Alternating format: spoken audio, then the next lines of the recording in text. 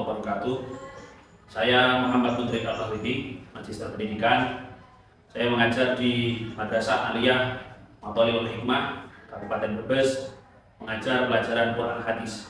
Saya juga mahasiswa PPG dalam jabatan P1 tahun 2025 Universitas Islam Negeri Kiai Haji Ahmad Siddiq Jember dengan NIM 24540111092. Insyaallah pada hari ini Sabtu 17 Mei 2025 saya akan melakukan ujian kinerja praktik pembelajaran Quran Hadis pada kelas 10 dengan judul fungsi hadis terhadap Al-Quran. Terima kasih. Wassalamualaikum warahmatullahi wabarakatuh.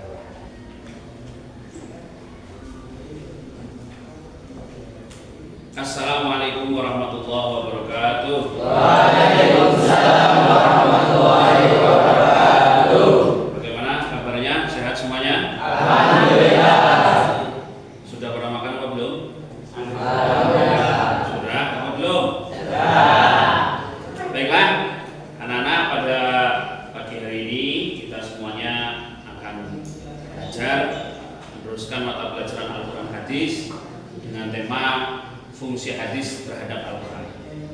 Akan tetapi sebelum kita mulai belajar, alangkah baiknya kita semuanya berdoa, memohon kepada Allah Subhanahu wa taala agar diberikan kelancaran dan juga kita semuanya dapat menyerap ilmu kita dengan yang sebaik-baiknya. Silakan untuk ketua kelas untuk memimpin doa.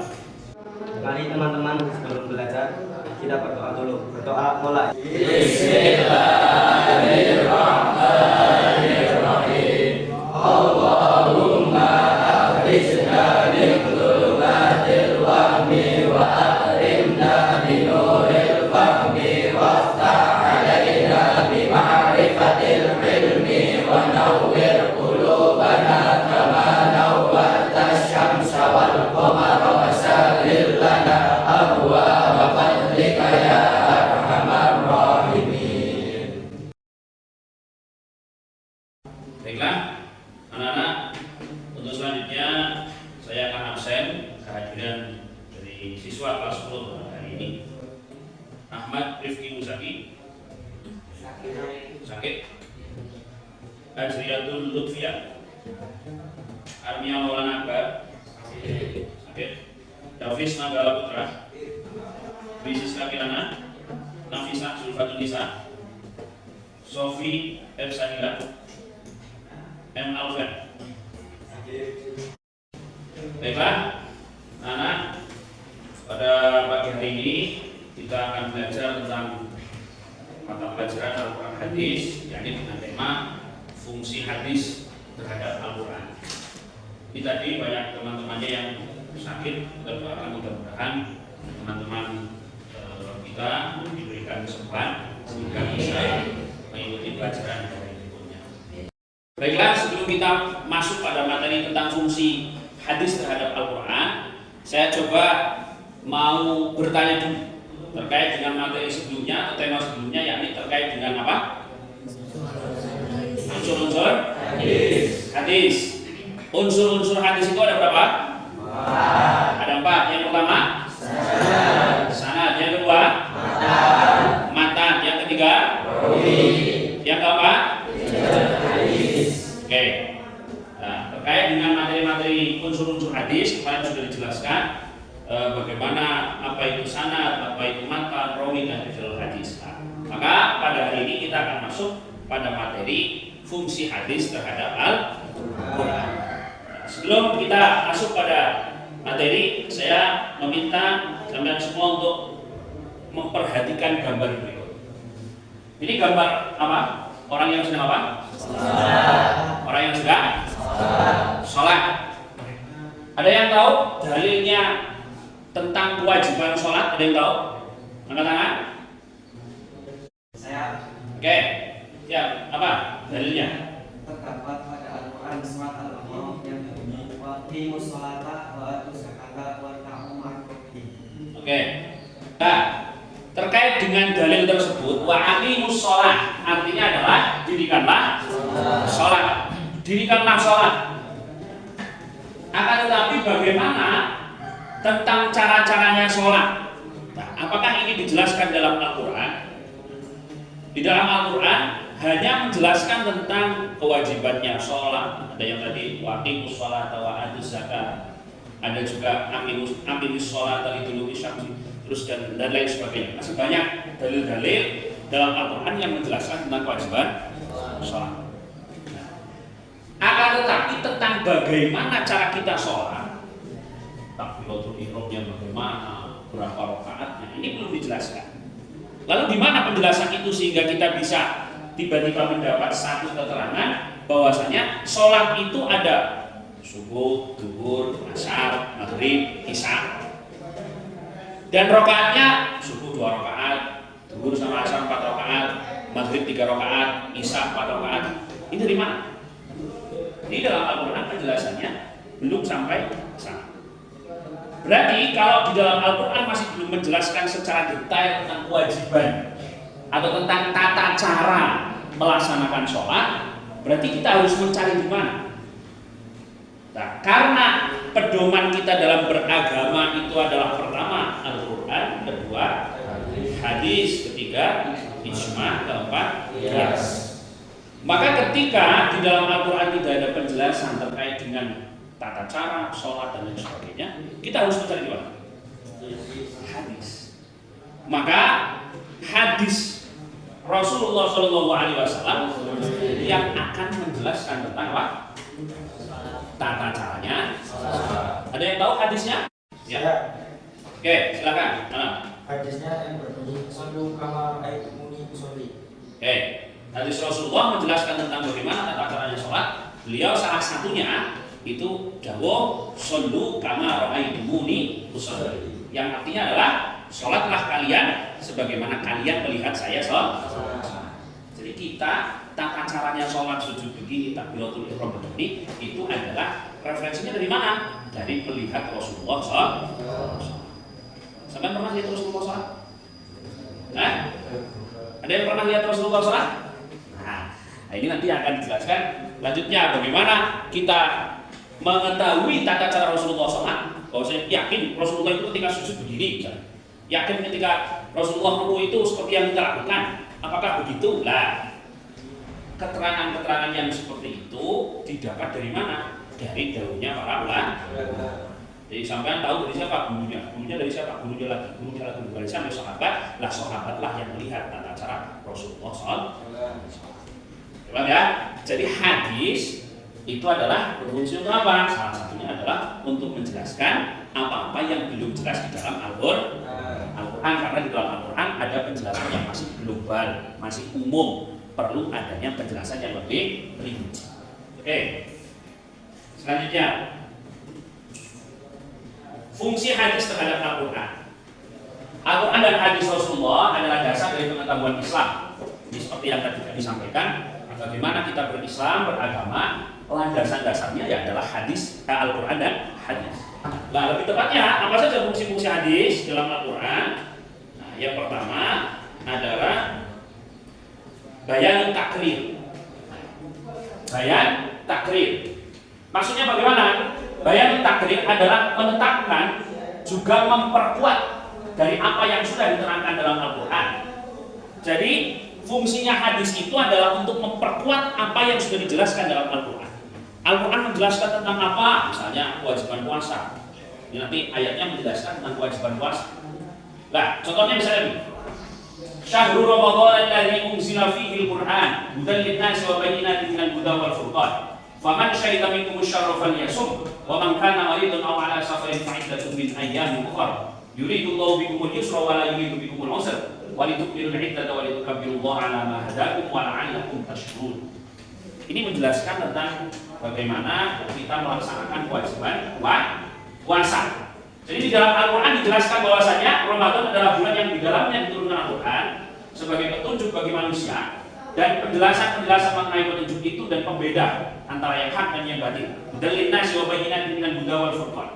Terus, faman syahida minkum asy-syahra falyasum. Karena itu barang siapa di antara kamu ada di bulan itu maka berpuasalah. Berpuasalah.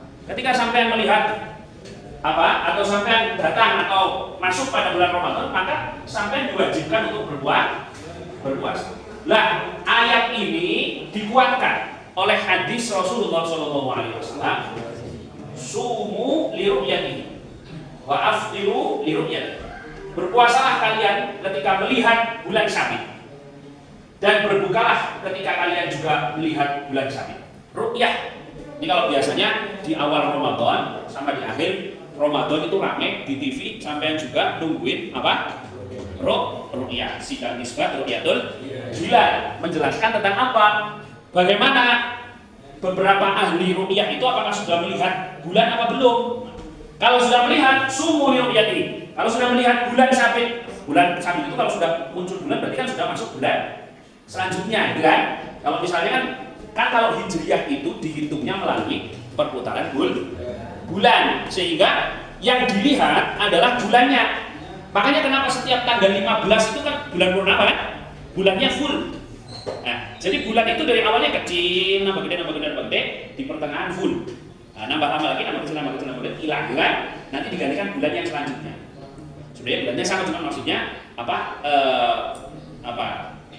putarannya, gitu kan? Putarannya ke putaran selanjutnya. Terus makanya ketika sudah kelihatan hilalnya, ketika sudah kelihatan bulannya, maka itu sudah masuk bulan puasa. Maka berpuasalah.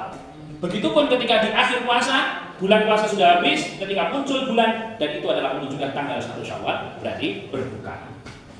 Nah, ini sebagai bayan takrir. Jadi menjelaskan apa yang memang di dalam Al-Qur'an sudah jelas. Ya, dengan ingat yang pertama adalah bayan takrir. Selanjutnya, fungsi hadis terhadap Al-Qur'an selanjutnya adalah bayan tafsir. Fungsi hadis sebagai bayan tafsir berarti memberikan tafsiran, perincian. Maksudnya bagaimana? Kalau tadi takrir di dalam Al-Qur'an sudah jelas. Lah, kalau tafsir di dalam Al-Qur'annya ini masih global, masih umum, ya. Maka perlu adanya penafsiran atau perincian terkait dengan apapun hukum yang dijelaskan di dalam Al-Qur'an yang masih bersifat umum. Nah, selanjutnya adalah bayanut tasyrik. Bayanut tasyrik.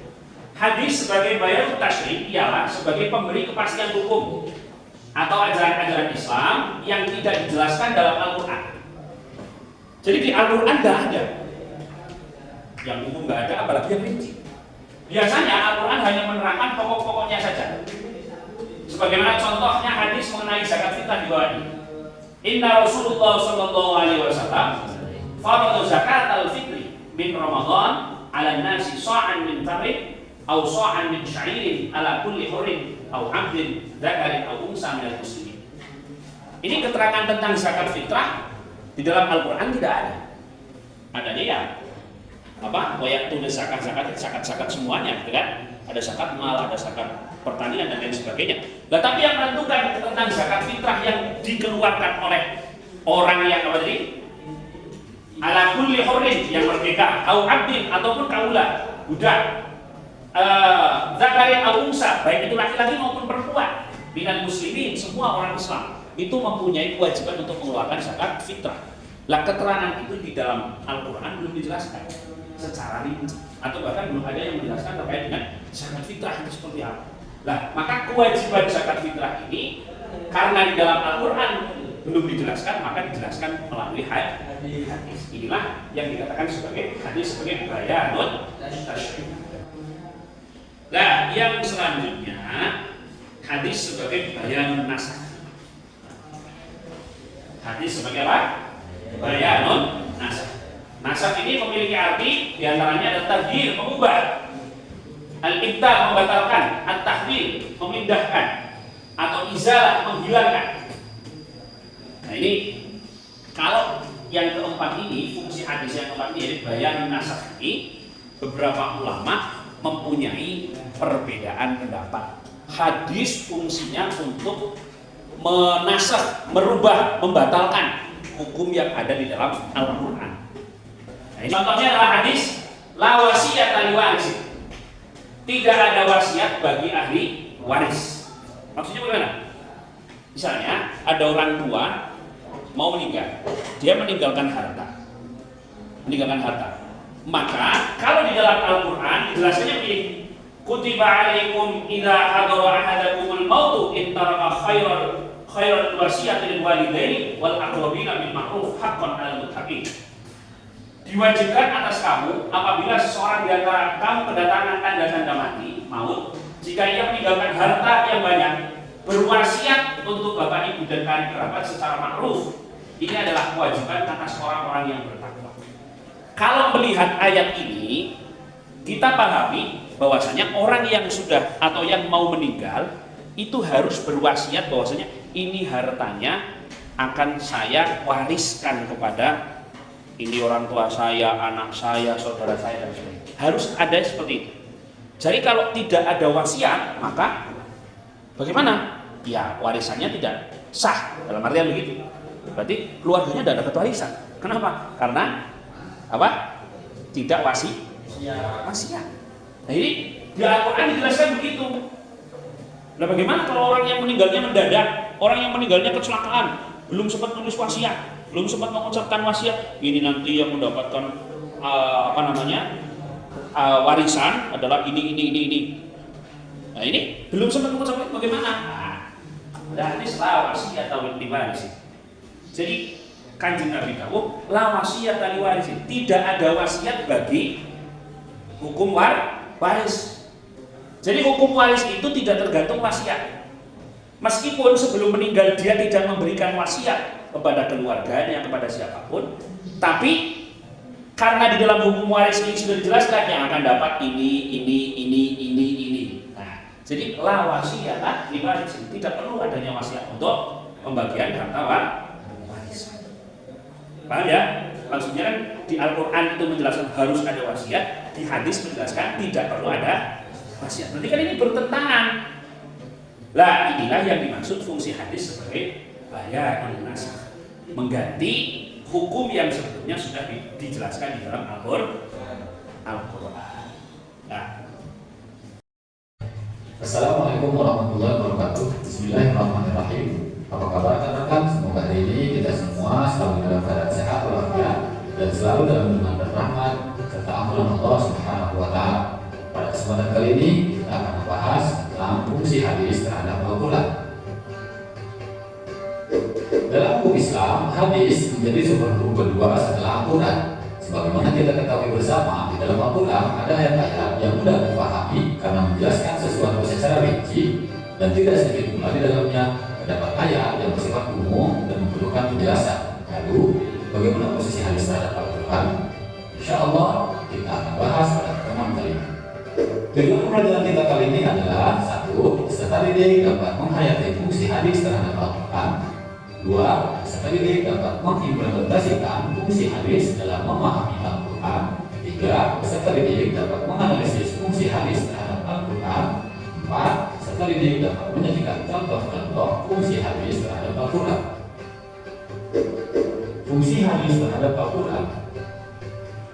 Al-Quran dan hadis Rasulullah SAW adalah dasar dari pengetahuan Islam. Karena Rasulullah SAW yang diberitakan dan diinformasikan melalui hadis tentu memiliki fungsi terhadap pemahaman dan penafsiran Al-Quran. Fungsi hadis terhadap Al-Quran tentu saja sangat mempengaruhi dari validitas hadis tersebut. Hadis berfungsi untuk menjelaskan pesan-pesan Al-Quran secara lebih lengkap dan menjabarkan hukum-hukum dan ajaran Islam sesuai dengan tujuan penciptaan manusia. Berikut ini 4 fungsi hadis terhadap Al-Quran. 1. Bayan takwir. 2. Bayan tafsir. 3. Bayan tasyri'ah. 4. Bayan nasakh. Nah, selanjutnya kita akan membagi kelompok menjadi 4 kelompok. Nanti setiap kelompok akan diberikan tugas menghasilkan satu produk. Nah, di produk ini apa? Produknya adalah tentang kesimpulan daripada materi yang tadi sudah disampaikan terkait dengan fungsi hadis. Bagaimana sampean menyusun satu produk agar produk ini bisa sampean sampaikan kepada orang lain. Bagaimana penyampaian melalui produk-produk itu agar bisa lebih dipahami bagi orang lain, dan juga pastinya untuk memahamkan atau lebih memahamkan kepada diri sendiri. Jadi produk-produk itu nanti silakan dimusyawarahkan, didiskusikan di kelompoknya masing-masing. Gitu, paham? Paham ya? Baiklah, sekarang langsung saja kumpul dengan kelompoknya masing-masing di barisan duduknya masing-masing. Ayo, silakan.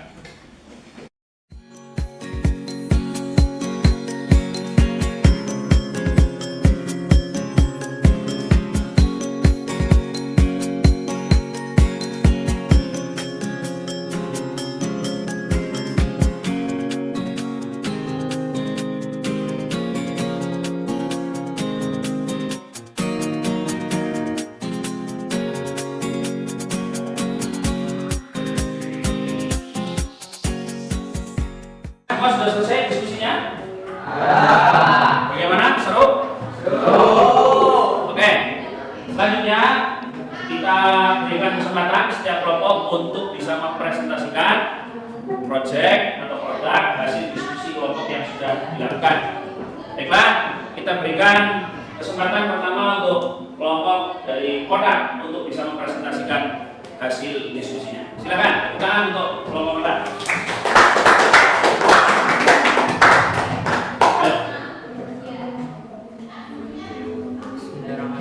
Assalamualaikum warahmatullahi wabarakatuh. Waalaikumsalam warahmatullahi wabarakatuh. Jadi kami di sini ada yang menjelaskan tentang fungsi hadis terhadap Al-Quran. Fungsi hadis yang pertama adalah at-tafsir, adalah memperkuat hukum yang ada di dalam Al-Quran dan diperkuatkan lagi di dalam hadis. Seperti memperkuat sholat yang Nabi Nabi gimana gimana. Dan yang kedua adalah bayat at-tafsir, adalah menafsirkan atau memperjelaskan hukum di dalam Al-Quran dan dijelaskan lagi di dalam hadis. Dan yang ketiga adalah hukum at-tasydid, yaitu fungsi kepastian hukum yang belum ada di dalam Al-Quran dan dijelaskan di dalam hadis nanti. Dan yang keempat adalah bayan nasyah, yaitu fungsi membatalkan atau membatalkan hukum lama dan menggunakan hukum baru. Assalamualaikum warahmatullahi wabarakatuh. Waalaikumsalam warahmatullahi wabarakatuh. Silakan kita berikan tangan. Terima kasih kepada setiap kelompok yang sudah mempresentasikan dan hasil diskusinya.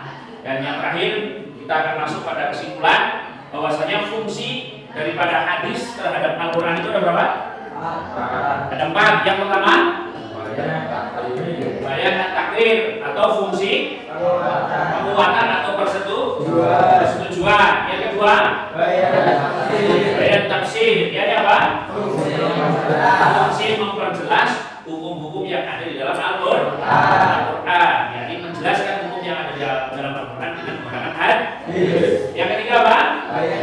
Bayan tasyrik, yakni fungsi kepastian hukum yang di Al-Quran belum dijelaskan melalui hadis. Jadi itu hadis sebagai bayan tasyrik. Yang terakhir adalah bayan nasakh, yakni fungsi membatalkan hukum yang ada dalam Al-Quran. Dalam Al-Quran mengatakan wajib, misalnya dalam hadis menjelaskan sebaliknya. Itu namanya hadis berfungsi sebagai nasakh atau membatalkan hukum yang ada dalam Al-Quran. Meskipun pada yang keempat ini para ulama masih banyak yang berbeda pendapat. Ada yang mengatakan boleh atau bisa hadis menasakh terhadap Al-Quran, tapi juga ada yang mengatakan hadis tidak bisa menasakh atau membatalkan hukum yang ada dalam Al-Quran. Semua sudah paham tentang fungsi hadis terhadap Al-Quran? Paham semuanya? Kita sudah membahas terkait dengan materi Al-Quran hadis pada pagi ini. Mudah-mudahan kita semua dapat memahami dengan baik materi-materi yang telah kita pelajari bersama. Baik, untuk menutup kelas pada pagi ini, silakan ketua kelas untuk dapat memimpin doa setelah belajar. Silakan.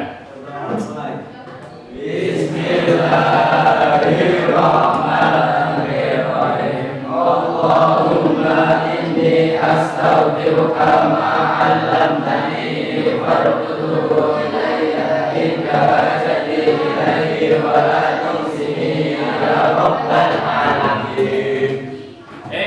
Terima kasih semuanya. Kurang lebihnya mohon maaf. Assalamualaikum warahmatullahi wabarakatuh. Waalaikumsalam.